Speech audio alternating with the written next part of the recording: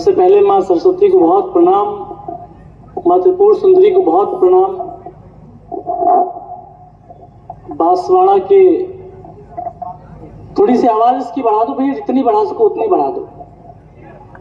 बहुत अच्छा लग रहा है, बहुत शुक्रिया। और बांसवाड़ा वो क्षेत्र है जहां पर आकर गौरवान्वित महसूस कर रहा हूं, क्योंकि जब कवि सम्मेलनों में प्रवेश किया तो जो 2-3 नाम सुनता था कि जहां पर कवि सम्मेलनों के सबसे बड़े मंच हैं, कोटा दशहरा, निम्बाहेड़ा, वहां बांसवाड़ा का भी नाम आता था। और आज आपके बीच में उपस्थित हूं तो उस सौभाग्य को जी रहा हूं। ईश्वर को धन्यवाद करता हूं, आप सबको बहुत प्रणाम करता हूं। इसका माइक थोड़ा सा अच्छा कर दो भैया, क्योंकि इसमें आवाज अच्छी नहीं आ रही है। अगर आप थोड़ा सा साउंड बढ़ा दें आप, तो थोड़ा सा इसको कम कर दें, थोड़ी सी आवाज बढ़ा दें।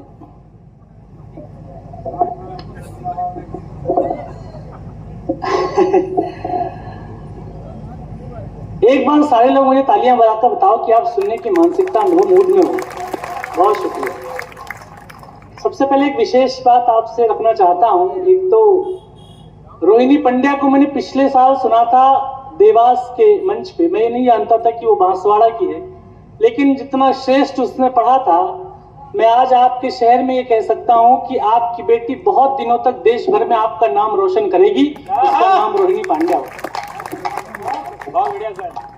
उसने जिस छंद में लिखा, लास्ट में आपने शायद उतना ध्यान नहीं दिया हो, लेकिन पंचछामर छंद जिसमें शिव जी की आराधना की थी रावण ने, उस छंद में उसने जो श्रेष्ठ कविता का वाचन किया है, देश को ओज की एक श्रेष्ठ कवित्री मिलने जा रही है। इस बात की मैं ताकीद करता हूं, आपकी तालियां उसे आत्मविश्वास देंगी। एक बार पूरा सदन इस बेटी के लिए खूब सारी तालियां बजाए। बहुत बढ़िया।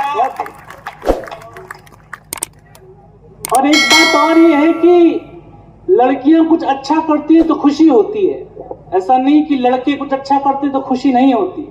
लेकिन कोई बेटी अपने समाज की जकड़न से आगे निकलकर समाज में अपना स्थान बनाती तो खुशी होती है।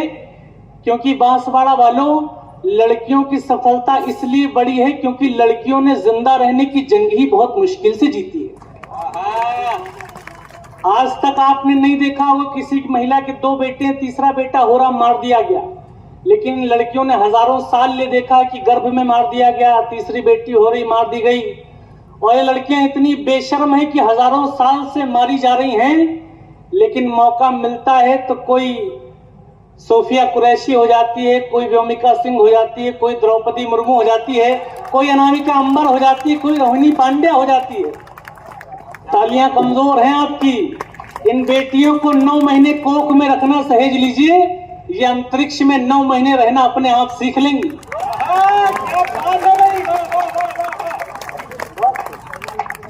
तो बहुत शानदार मंच चला, बहुत बढ़िया। मुझसे सुनील भैया पहले पढ़ रहे थे, सुनील भैया कह रहे थे मूड में आ जाओ, मूड में आ जाओ। और कितना मूड में आ जाए, भारत 150 करोड़ का हो गया है। लेकिन ये ऋषभ भैया गांधी जी पे बहुत अच्छी कविता पढ़ रहे थे। एक बार मुझे गांधी जी मिले तो मैंने कहा कि आपका मन नहीं हुआ, इतने क्रांतिकारी ये देश में जो है शस्त्र वाली आपसे राजनीति कर रहे थे, आपको कभी तो मन हुआ होगा कि ये लाठी उठाऊं और अंग्रेजों को एक बार तो कम से कम खदेड़ूं। तो उन्होंने कहा कि एक बार तो मेरा मूड हुआ था कि मैं ये अहिंसा का रास्ता, हिंसा छोड़ के आ जाऊं। तो मैंने कहा वो कब? उन्होंने कहा कि जब बलवंत बल्लू ने मेरे ऊपर कविता लिखी थी। लेकिन एक बात कह दूं बांसवाड़ा वालों, आज जब दुनिया आपको कदम कदम पे रुलाने के लिए बैठी है, तब वो लोग बहुत कीमती हैं, पूजने योग्य हैं, जो आपके चेहरों पे मुस्कुराहट के फूल खिलाते हैं। क्या बात है। आपको जान के ताज्जुब हो गए कि बड़े शहरों में लोग हंस नहीं पा रहे हैं। वो 1000-1500 का टिकट लेके बेंगलोर, दिल्ली, मुंबई में जाते हैं और 1 मिनट में 20 गालियां सुनते हैं। इंडिया गॉट लेटेंट एक शो आ रहा था, उसमें माँ बेटे के पवित्रतम रिश्ते पे सबसे घटिया बात बोली गई। तब ये मंच के लोग, चाहे दीपक पारीक हो, चाहे बलवंत बल्लू हो, चाहे जॉनी बैरागी भैया हो, ये सारे लोग प्रणम्य हैं, क्योंकि ये हमको हंसाते हैं, हमारे जिंदगी का तनाव दूर करते हैं। अपने जख्मों का भी आईना बनाया हमने, आपको रोता हुआ, हंसता हुआ चेहरा दिखाने के लिए। और इतना आसान नहीं खुद का तमाशा करना, कलेजा चाहिए औरों को हंसाने के लिए। तो आप सबके एक बार इनके लिए बहुत बढ़िया कवि सम्मेलन हो रहा है। थोड़ा सा रंग में आ जाओगी, मूड में आ जाओगी तो मैं अपना भी काम कर लूंगा। अजय भैया बैठे होंगे, जैनेन्द्र त्रिवेदी भैया, सबका बहुत आभार। आपने पिछले वर्ष भी मुझे बुलाने की कोशिश की थी, लेकिन वो सफल नहीं हो पाई। लेकिन मैं समझता हूं कि ईश्वर की अपनी योजनाएं होती हैं। ईश्वर जब चाहता है तब आपको अपने बीच लेके आता है। मैं बहुत प्रसन्न हूं, बहुत गौरवान्वित महसूस कर रहा हूं कि आपके पवित्र पावन क्षेत्र में खड़ा हूं। 4 पंक्तियों से अपनी बात शुरू कर रहा हूं। बस निवेदन सिर्फ इतना कि मुझे कवि होने का कोई बहुत बड़ा भ्रम नहीं है। मैं 140 करोड़ भारत का जो बहुत सामान्य सा युवा है तो उसकी बात करता हूं, उसकी परेशानियों की बात करता हूं। बात कोई हृदय मन दिल तक पहुंच जाए तो आपकी तालियां मुझे मिल जाएंगी, तो मुझे लगेगा कि मैं बहुत लंबी यात्रा यहां तक करके आया हूं। मैं कोशिश करता हूं, सुनिएगा। पत्थर की चमक है न नगीने की चमक है,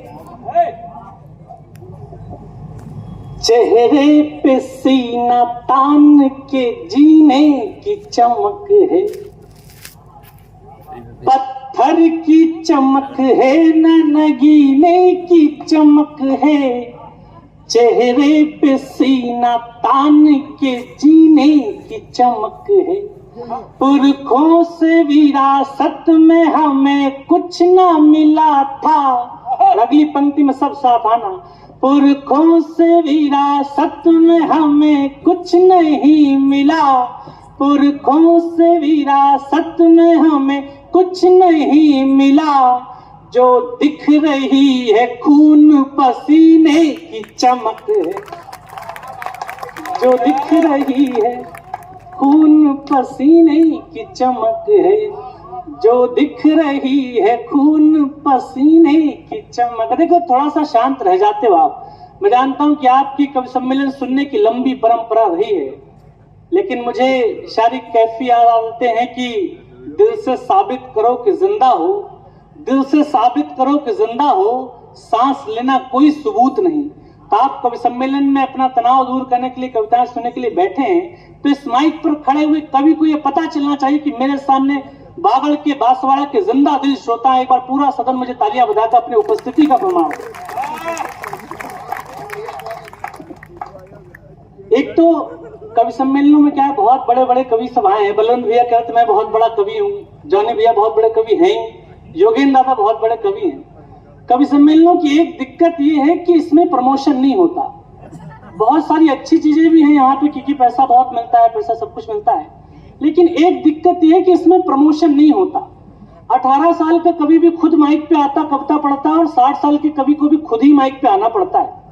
मैं सोचता हूं कि कवि सम्मेलनों में ऐसी व्यवस्था हो जाए कि जो बहुत बड़ा कवि है उसका फोटो दिखा दिया गया, ताली बज गई, या उसके मोबाइल का ऐसे आवाज आ गई, ताली बज गई। दूसरे धंधों में ऐसा नहीं है। 18 साल का लड़का अगर पॉकेट मनी शुरू करे तो वो वागड़ की जनता को ऐसे चक्कू दिखाएगा, उसका पर्स छीन लेगा। किसी को कट्टा सटाया, उसकी चेन खींच ली।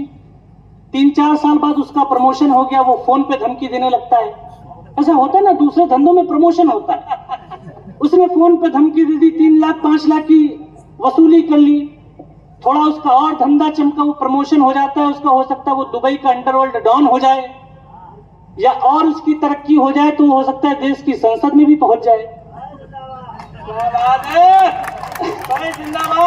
महीन बात पकड़ो तो थोड़ा सा मुझे सबकी तालियां मिले, क्योंकि मैं एक समृद्धशाली कवि सम्मेलन की परंपरा में खड़ा हुआ हूं।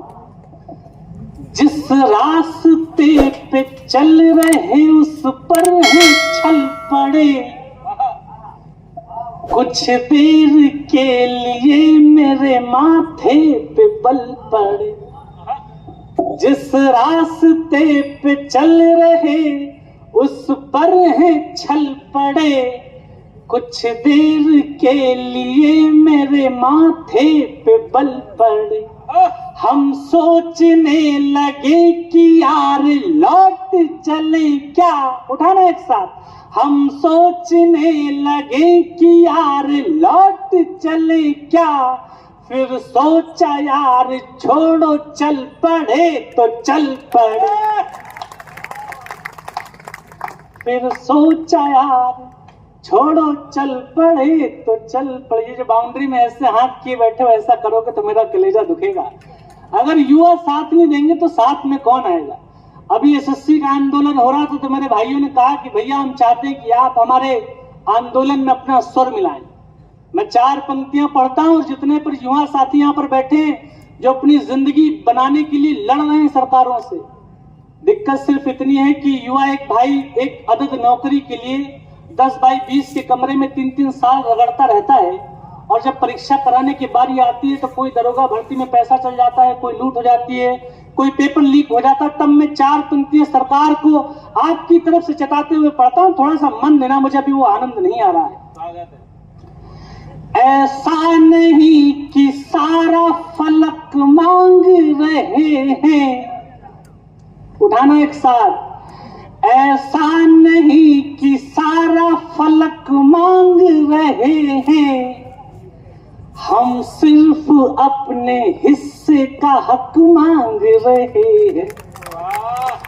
ऐसा नहीं कि सारा फलक मांग रहे हैं, हम सिर्फ अपने हिस्से का हक मांग रहे हैं। सरकार तुम चलाओ, हमको नौकरी तो दो। और अब जितने स्टूडेंट साथ में बैठे हैं उपस्थित हो, सरकार तुम चलाओ, हमको नौकरी तो दो। सरकार तुम चलाओ, हमको नौकरी तो दो। रोटी के लिए थोड़ा नमक मांग रहे हैं, रोटी के लिए, बहुत आवाज, रोटी के लिए थोड़ा नमक मांग रहे हैं। बहुत सारे युवा साथी बैठे हैं, प्रेम प्यार की पंक्तियां मुझसे कह रहे थे पढ़ने के लिए। एक तो मैं उत्तर प्रदेश से आता हूं भैया, तो हमारे यहाँ योगी जी कहते हैं कि और सब कुछ करो, लेकिन जो काम मैं नहीं कर रहा वो आपको भी नहीं करने दूंगा। तो योगी जी बहुत अच्छे हैं। अभी एक ऐसे ही शांतिपूर्वक जलसा था, फिर उसके बाद वहां पर चप्पलें नजर आई, आप सबने उधर से देखा होगा। तो वो और मामले में बहुत अच्छे हैं, वो बहुत अच्छे हैं, उनका बुलडोजर बहुत अच्छा है, लेकिन वो प्यार नहीं करने दे रहे हमको। हाँ, तो मैं जब उत्तर प्रदेश के बाहर होता हूँ तब मैं ये सब काम कर लिया करता हूँ। मैं अपनी लुटी पिटी प्रेम कहानी की 4 पंक्तियां पढ़ता हूँ, थोड़ा सा मन और बनाना मेरा। स्वागत है।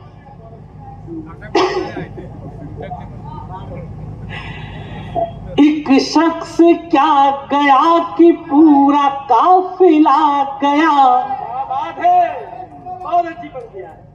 तूफान था तेज, पेड़ को जड़ से हिला गया। एक शख्स क्या गया कि पूरा काफिला गया, तूफान था तेज, पेड़ को जड़ से हिला गया। जब सल्तनत से दिल की हीरानी चली गई, अब उठाना एक साथ, जब सल्तनत से दिल की हीरानी चली गई, फिर क्या मलाल तख्त गया या किला गया। बहुत आभार। देखो मैं इस बार आया हूं तो बहुत अच्छे तरीके से सुनो, क्योंकि अगले साल फिर किसी बड़े कवि को बुलाओगे वो फिर मेरा नाम कटवा देगा, है ना। तो मैं बहुत मुश्किल से उपलब्ध हुआ। बहुत बढ़िया। तो योगी जी के साथ दिक्कत है कि वो प्रेम करने भी नहीं दे रहे, लेकिन मोदी जी के साथ ये दिक्कत नहीं है। मोदी जी बहुत बढ़िया आदमी है, सबका साथ सबका विकास। अभी कोई मंच पे बात कर रहा था कि उनकी 75 साल आयु हो गई। मोदी जी बहुत बढ़िया व्यक्ति हैं। उन्होंने 62-61 जब की उनकी उम्र थी तो उन्होंने एक नीति बनाई कि जब भारतीय जनता पार्टी में कोई 75 वर्ष का हो जाएगा तब उसका रिटायरमेंट हो जाएगा। तो अभी जब उन्होंने 75 वर्ष पूरे किए तो कांग्रेसियों को ये उम्मीद जगी कि मोदी जी अपनी बात के पक्के हैं, मोदी जी जो कहते हैं वो करते हैं। मोदी जी ने कहा कि धारा 370 साफ करेंगे तो उन्होंने साफ करी। उन्होंने कहा कि राम मंदिर बनाएंगे तो राम मंदिर बनाया। तो कांग्रेस वाले इस उम्मीद में थे कि मोदी जी 75 वर्ष का ये उनका बर्थडे हुआ और अगले दिन उन्होंने प्रधानमंत्री का पद छोड़ा। और मेरे मंत्रालय में कुछ दोस्त थे तो उन्होंने कहा कि ये बात सही है, मोदी जी सच में इस भूमिका में आ गए थे कि बस केक काटूंगा और उसके बाद अगले दिन मैं किसी दूसरे को मौका दे दूंगा। लेकिन ये जब बात फैलना शुरू हुई, बांसवाड़ा वालों मंत्रालय में बात निकली, दिल्ली में पहुंची, पूरे देश में पहुंची, देश के बाहर जब ये खबर पहुंची कि मोदी जी प्रधानमंत्री का पद छोड़ने वाले हैं, तो रात 12 बजे इटली से एक फोन आया और एक कोमल महिला स्वर में एक आवाज आई कि नंदू, अभी भारत को तुम्हारी बहुत जरूरत है, तुम ऐसे देश छोड़ के नहीं जा सकते।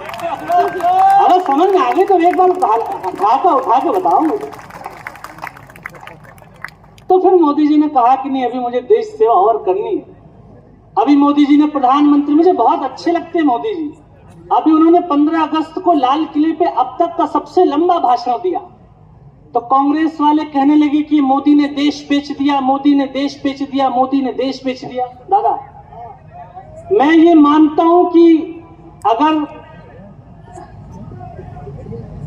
भैया ये झगड़ा बाद में भी कर लेना, अगर लोग अंदर आना चाह रहे हैं तो उन्हें अंदर आ जाने दीजिए, ऐसी कोई दिक्कत नहीं है। उनको व्यवस्थाएं अपनी तरह से करने दें। विशाल विशाल, एक बार ताली बजाकर मुझे माहौल बना के बताओ। तो मोदी जी ने, ये कांग्रेस वाले कह रहे थे कि मोदी ने देश बेच दिया, मोदी ने देश बेच दिया। मैं तो किसी पार्टी का नहीं हूं, ना भारतीय जनता पार्टी का, ना कांग्रेस का, लेकिन मैं ये मानता हूं कि अगर कहीं से धुआं उठ रहा तो थोड़ी बहुत तो आग होगी। अगर मोदी ने देश नहीं बेच दिया, लेकिन कांग्रेस वाले इतना कह रहे हैं, तो हो सकता है दिल्ली बेच दी हो। अगर दिल्ली नहीं बेची तो हो सकता है लाल किला बेच दिया हो, और लाल किला भी नहीं बेचा तो अब महीन बात पकड़ना बांसवाड़ा वालों, मोदी ने कम से कम लाल किले का वो बुलेट प्रूफ कांच जरूर बेच दिया, जिसके पीछे खड़े होकर मनमोहन सिंह जी 10 साल तक लाल किले से भाषण देते रहे। कम मैं 4 पंक्तियां पढ़ता हूं, सुनिएगा। हम इनको बड़ा कवि कहते हैं, लेकिन कोई बड़ा कैसे हो जाता है। 4 पंक्तियां पढ़ता हूं, सुनिएगा अजय भैया, आपको और भैया समझ लो। दुनिया समझ रही है कि चमक गया हूं मैं, दादा आपको नजर करता हूं। दुनिया समझ रही है कि चमक गया हूं मैं, पर दिल ही जानता है कितना थक गया हूं मैं। दुनिया समझ रही है कि चमक गया हूं मैं, पर दिल ही जानता है कितना थक गया हूं मैं। आसान लग रहा है सफर देखने में, पर, अब उठाना एक साथ, आसान लग रहा है सफर देखने में, पर दीवानगी की आखिरी हद तक गया हूं मैं। दीवान, बहुत बढ़िया, बहुत धन्यवाद। दीवानगी कि आखिरी हद तक गया हूं। मुझसे लोग पूछते हैं कि कवि सम्मेलन के अलावा क्या करते हो, तो मैं यही काम करता हूं भैया। एक तो इसलिए करता हूं क्योंकि इसमें पैसे बहुत मिलते हैं, और दूसरा मैं ये बात मानता हूं कि अगर ईश्वर कोई प्रतिभा, कोई क्षमता, कोई टैलेंट दे तो उस पर दांव लगाना चाहिए, क्योंकि जिंदगी एक मिली है। और ऐसा ना हो कि आप वो दांव छोड़ दो और आपको बुढ़ापे में रिग्रेट करना पड़े कि एक बार मन से दांव लगा लिया होता तो जिंदगी का डिजाइन कुछ और होता। यहाँ पर कितने लोग हैं जो राम मंदिर का दर्शन करने गए, मुझे एक बार हाथ उठाकर बताएं। जो नहीं भी गए वो एक बार, जिन्होंने टीवी पर रामलला की मूर्ति का तस्वीर देखा, वो मुझे हाथ उठाकर एक बार बताएं। आपको एक अच्छी बात बताता हूं, आप किसी भी धर्म ग्रंथ को उठाकर देख लीजिए, रामायण महाभारत, उसमें रामचंद्र जी की फोटो नहीं छपी है। कोई भी धर्म ग्रंथ हो, फोटो नहीं छपी है। उनके रूप का वर्णन है कि उनका चेहरा ऐसा था, उनकी चाल ऐसी थी, उनकी मुस्कुराहट ऐसी थी, लेकिन फोटो नहीं छपा है। लेकिन बांसवाड़ा वालों, अपने हुनर पे दांव लगाने का परिणाम ये होता है कि 26 साल का एक लड़का तमिलनाडु में अपनी कला, मूर्ति कला पे दांव लगाता है, और ठीक 200 करोड़ हिंदुओं की भावनाओं को मूर्ति में उकेर कर रख देता है। और नहीं मानते हैं कि रामलला होंगे तो ऐसे ही दिखते होंगे। उसका नाम अरुण योगीराज होता है। आपकी तालियां उठे एक बार। तब अपने जीवन की सच्ची 4 पंक्तियां पढ़ता हूं, सुनिएगा। मुझको न रोकिए, न ये नजराने दीजिए, मुझको न रोकिए, न ये नजराने दीजिए, मेरा सफर अलग है, मुझे जाने दीजिए। मुझको न रोकिए, न ये नजराने दीजिए, मेरा सफर अलग है, मुझे जाने दीजिए। ज्यादा से ज्यादा हो गए कि हार जाएंगे, अब एक हंगामा देखना चाहता हूँ। ज्यादा से ज्यादा हो गए कि हार जाएंगे, किस्मत तो हमें अपनी आजमाने दीजिए। बहुत आभार। किस्मत तो हमें, हुनर कितना भी हो कोशिश बिना गुमनाम रहता है। हुनर कितना भी हो कोशिश बिना गुमनाम रहता है, कि हर कोशिश का कोई ना कोई इनाम रहता है। और किसी कंदील की माफिक जलो और आसमां छू लो, शिखर जो लोग छूते हैं उन्हीं का नाम होता है। शिखर जो लोग छूते हैं उन्हीं का नाम होता है। लेकिन कुछ लोग जब आप हिम्मत करते हो ना तो आपको डराने की कोशिश करने लगते हैं। एक नगर पालिका अध्यक्ष भी अपनी नगर पालिका के बाहर जाके मुंडन और शादी बारात में शिरकत करना शुरू कर दे तो विधायक के पेट में दर्द होना जाता है, और विधायक अपनी विधानसभा के बाहर चला जाए तो सांसद के पेट में दर्द होने लगता है। एक फल वाला भी नया ठेला लगा ले तो दूसरे फल वालों को दिक्कत होने लगती है। हमारे यहाँ भी ऐसा है। लेकिन हम भगवान कृष्ण को मानने वाले लोग हैं। 4 पंक्तियां पढ़ता हूं, सुनेगा। डरना नहीं किसी के भी पैरों की नाप से, आखिर में पुण्य जीत ही जाएगा पाप से। डरना नहीं किसी के भी पैरों की नाप से, आखिर में पुण्य जीत ही जाएगा पाप से। गीता में कृष्ण ने कहा अर्जुन से बस यही, गीता में कृष्ण ने कहा अर्जुन से बस यही, पहली लड़ाई जीतनी है अपने आप से। पहली लड़ाई जीतनी है अपने आप। सभी अमेरिका डराने की कोशिश कर रहा है, धमकाने की कोशिश कर रहा है। ये नहीं कर दोगे तो टैरिफ बढ़ा देंगे, वो नहीं कर दोगे तो टैरिफ बढ़ा देंगे। आप ये बात समझ लीजिए कि भारत सब कुछ कर सकता है लेकिन झुक नहीं सकता। और यहाँ पर खुददार लोग बैठे हो तो खुददारी की 4 पंक्तियां पढ़ने की कोशिश कर रहा हूँ। हमारे यहाँ भी हैं कुछ लोग जो मोनोपोली चाहते हैं, लेकिन आज मंच उन लोगों से समृद्ध है जिन्होंने उस खुददारी का दीपक अपने भीतर बाल के रखा है। 4 पंक्तियां पढ़ता हूं, भारत की तरफ से ट्रंप को जवाब देता हूं और आपकी खुददारी की तरफ से उन लोगों को जवाब जिन्होंने समय समय पे आपको डराने की धमकाने की कोशिश की हो।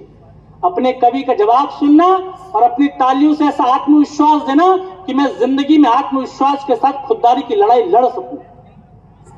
जब डर पता चला तभी ताकत पता चली, सीने में आग सीने की हिम्मत पता चली। जब डर पता चला तभी ताकत पता चली, सीने में आग सीने की हिम्मत पता चली। शर्तों पे हमने बिकने से इनकार कर दिया। उठाना एक साथ पीछे तक।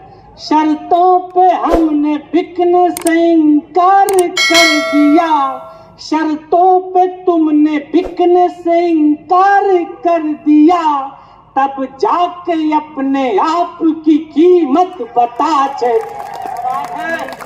इधर का मोहल्ला थोड़ा सा खामोशी भी अपनी तोड़ेगा तो मुझे अच्छा लगेगा। मुझ पे लोग आरोप लगाते हैं कि रील का कवि है, रील का कवि है, रील का कवि है। रील बहुत सारी वायरल होती है, रानू मंडल की भी रील वायरल होती है, तमाम लोगों की वायरल होती है रील। मुल्तान में वीरेंद्र सहवाग 300 रन बनाता है, उसकी खबर हम तक पेपर में छप के आती, तब हम उससे नहीं कहते कि इसको इलेक्ट्रॉनिक मीडिया ने बनाया है।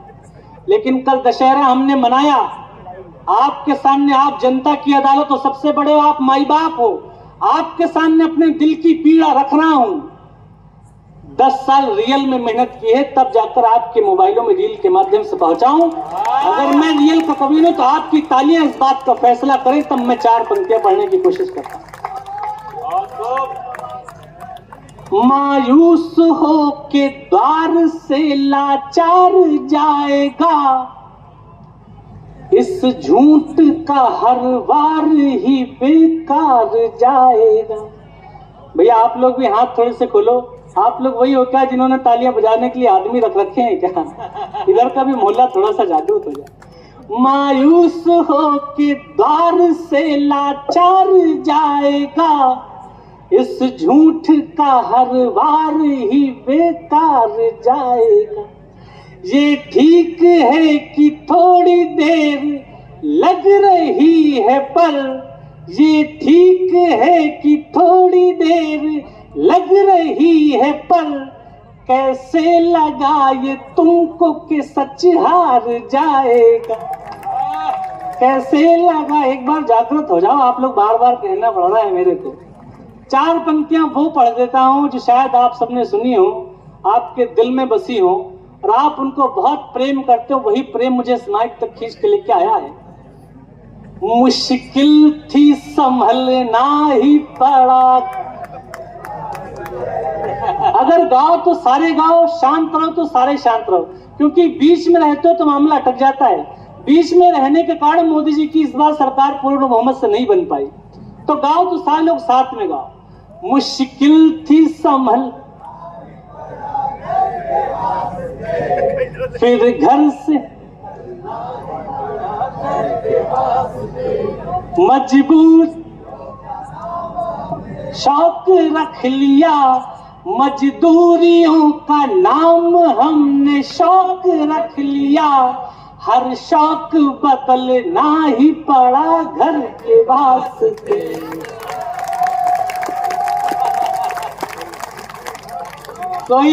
कोई सोचे कि हमको कुचल जाएगा तो ये तय है कि वो हाथ मल जाएगा।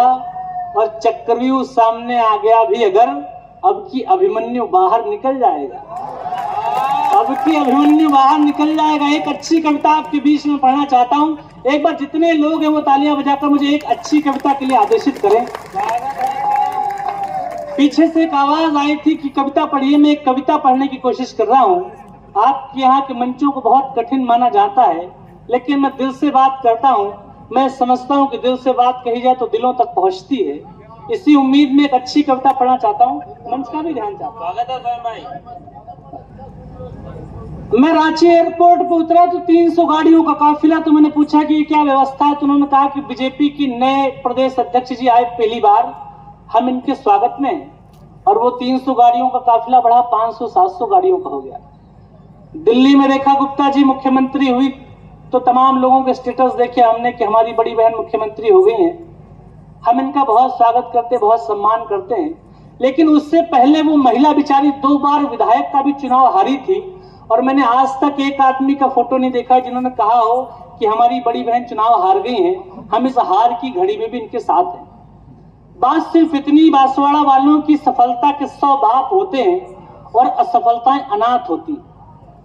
आप जिंदगी में कभी फेल हो गए हो, कभी हार गए हो, कभी पराजित हुए हो, और आपने वहीं पर सोचा हो कि यहीं पर आएंगे और जीत के दिखाएंगे, जीत का तिलक अपने माथे पे लगाएंगे। तो इसी भूमिका की एक कविता आपके बीच में रखना चाहता हूं। एक बार पूरा सदन मुझे तालियां बजाकर आदेशित करे। मैं एक अच्छी कविता आपके बीच में पढ़ना चाहता हूं। ब्रजमोहन दादा, बहुत आभार, आपने इतने समृद्ध मंच का मुझे हिस्सा बनाया। एक महल की चौखटों ने, इसकी आवाज और बढ़ा दो जितनी बढ़ा सको। एक महल की चौखटों ने, एक महल के द्वार ने। अजय भैया, जैनेंद्र भैया, आपको ये कविता समर्पित करता हूं, सुनिएगा। एक महल की चौखटों ने, एक महल के द्वार ने। भाई भाई भाई भाई भाई भाई भाई भाई, जाओगे नहीं, कसम है तुमको, तुम जाओगे नहीं। हाँ, ये कोई संसद थोड़ी ना कि जिसका मुंह आएगा वो उठा के चल देगा। देखो, बात सिर्फ इतनी है कि अच्छी कविताएं मंच से विलुप्त होती जा रही हैं। मैं ये दावा नहीं करता कि बहुत अच्छी कविता है, लेकिन ये कविता जरूर है। और कविता पढ़ने का कभी कोई साहस करे तो आपको उसका दोगुना स्वागत करना चाहिए, क्योंकि आपने अच्छी कविताएं सुननी बंद कर दी है, इसलिए कविताओं ने कविता सुनानी बंद कर दी।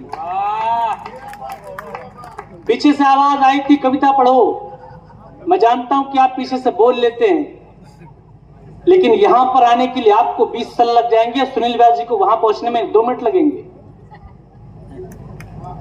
बढ़िया है। एक महल की चौखटों ने, एक महल के द्वार ने हमको अपमानित किया था, एक भरे दरबार ने हमको अपमानित किया था, एक भरे दरबार ने प्यार को ठुकरा दिया था निर्दयी बाजार ने।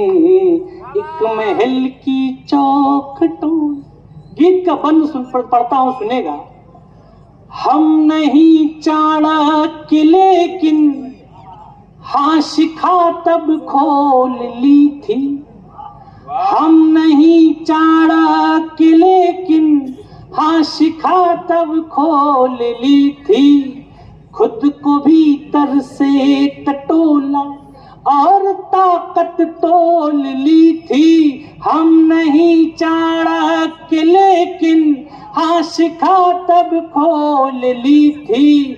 खुद को भीतर से टटोला और ताकत तोल ली थी। लोग जो दीवार से है ये ही दरवाजा बनेंगे। अपनी हार में आपने सोचा हो कि यहीं पर आएंगे और जीत के दिखाएंगे, तब पंक्ति सौंपता हूं। कलेजे पे खटाक से लगे तो 2 मिनट तक सबकी तालियां चाहता हूं। लोग जो दीवार से है ये ही दरवाजा बनेंगे। लोग जो दीवार से है ये ही दरवाजा बनेंगे। हम इसी दरबार में लौटेंगे, हम राजा बनेंगे। तालियां कमजोर हैं आपकी, बहुत आवाज। लोग जो दीवार से हैं ये ही दरवाजा बनेंगे। हम इसी दरबार में लौटेंगे, हम राजा बनेंगे। हमको तो केवल बनाया, मुझको तो केवल बनाया। बहुत लोगों को भ्रम है कि हमने इसकी यात्रा में सहयोग किया। मुझे बनाने वाले सिर्फ 2 लोग, एक ऊपर वाला और एक मेरे सामने उपस्थित है। हमको तो केवल बनाया आप सबके प्यार ने। हमको अपमानित किया था एक भरे दरबार ने। एक महल की चौखटों ने। एक बार सारे लोग तालियां बजाइए। गीत का दूसरा और अंतिम हिस्सा पढ़ता हूँ, अपने काव्य पाठ का अंतिम हिस्सा पढ़ता हूँ। इस साल बांसवाड़ा आया हूँ, फिर पता नहीं कि आप कब बुलाओगे। अगर 20-25 मिनट से आपके बीच में जो मोहब्बत हो गई तो इस मोहब्बत इस बंद को सौंपिएगा। जब हम जिंदगी के जंगल में प्रवेश करते हैं अजय भैया तो बहुत मासूम से होते हैं, बहुत भोले भाले से। लेकिन जब हमारी मासूमियत चली जाती है तब हम ये सोचते हैं कि हमें अपने नाखून थोड़े पैने कर लेने चाहिए ताकि हम शिकार होने से बच जाएं। परिवर्तन का बंद पढ़ता हूं, सुनिएगा। अनसुनी आवाज का बदला जरा अंदाज हमने। और ये वीर भूमि राजस्थान है, आपको अगली पंक्ति सौंपता हूं। अनसुनी आवाज का बदला जरा अंदाज हमने।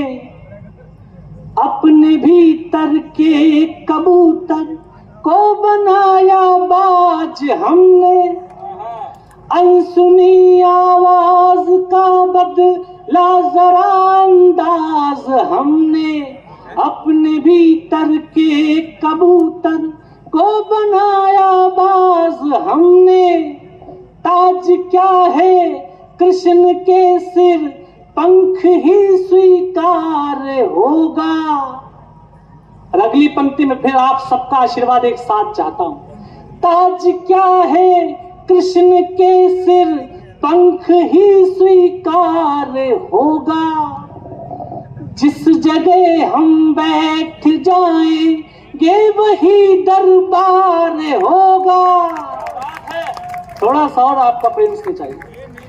ताज क्या है कृष्ण के सिर, पंख ही स्वीकार होगा। जिस जगह हम बैठ जाएंगे वही दरबार होगा। जीतना हमको सिखाया जीतना हमको सिखाया मिल रही हर हार ने, जीतना हमको सिखाया मिल रही हर हार ने, हमको अपमानित किया था एक भरे दरबार ने, एक महल की चौखटों। कोई गिरकर संभलता है तो चलना सीख लेता है, कोई गिरकर संभलता है तो चलना सीख लेता है, वो होगा और जो टुकड़ों पे पलना सीख लेता है। और बहुत काली अंधेरी रात के साए में एक सूरज सुबह सामर्थ्य के दम पर निकलना सीख लेता है। बहुत बहुत आभार, बहुत बहुत प्रणाम, बहुत बहुत